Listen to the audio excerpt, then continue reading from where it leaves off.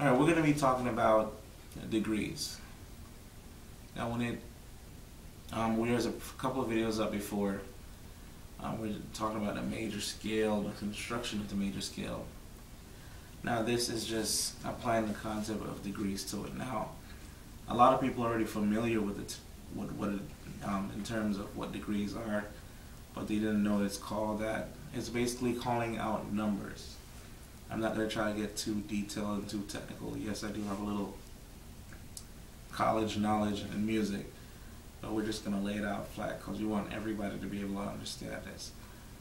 Now, you learned about the major scale, you learn a major scale pattern. In terms of degrees, all you're doing is assigning a number to each note within that scale. So we're going to focus on the major scale. As always, we're going to start out with the C major scale because it's the easiest. There are no accidentals. You don't have to worry about sharps or flats.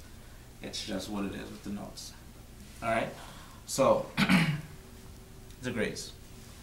Now, the last time we learned a C major scale, we started from C on the A string. The pattern we had C, D, E, F, G, A, B, C.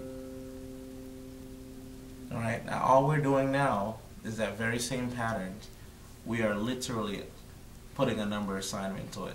So we have 1, 2, 3, 4, 5, 6, 7, 8. Now the 8 is the same thing as the 1, as you can see. Also, there might be a couple things that progress as, we're going to talk about as we progress that may tie into when we did intervals. If that comes up, I'll let you know. Alright, so once again, assigning numbers to it: 1, 2, 3, 4, 5, 6, 7, 8. Alright, a lot of musicians learn to play degrees straight off the bat because all they need to know is the name of the strings, the concept of which notes have a sharp or don't have a sharp, like B and A, and then put them on an instrument and they're fine because they understand the concept of degrees. So how does that work? Let's say a lot of people watching this is probably going to be in a setting, church setting. You have a song to play in church. You start on a 1, which is the tonic, which is also known as the root. So you're playing this song. Let's do 1, 2, 3, 4, 1. So you don't know the song. I'm just gonna make something up. So we're gonna play. All right. So you're already that's your root. And the keyboard player, he or she, they already know the song. The guitar player, and you're like looking around like lost, like where do I go next? Okay, from 1 go to the 6. So at least in your mind, you're not gonna play all the notes, but 1, 2, 3, 4, 5, 6. Okay, so 1, and the next note is a 6. And then a 4. And play the 5. And a 1.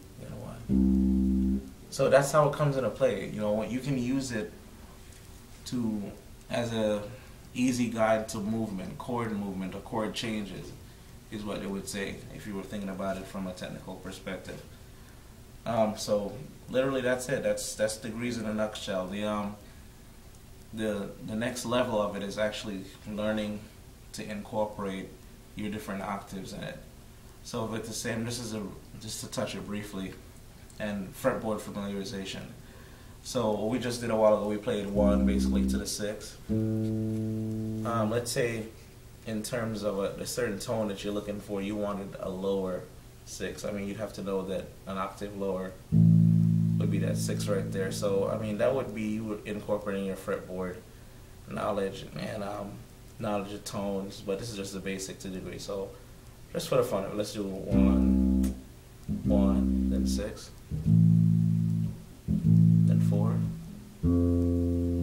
then 5, then back to 1. Alright, so let's have some fun with that. 1, 2, 3, 4, 5, 6, 7, 8. And of course the 8 is the same thing as the 1. It's an octave. It's an octave higher. Alright, hopefully this was of help to somebody. Alright, God bless. Bye.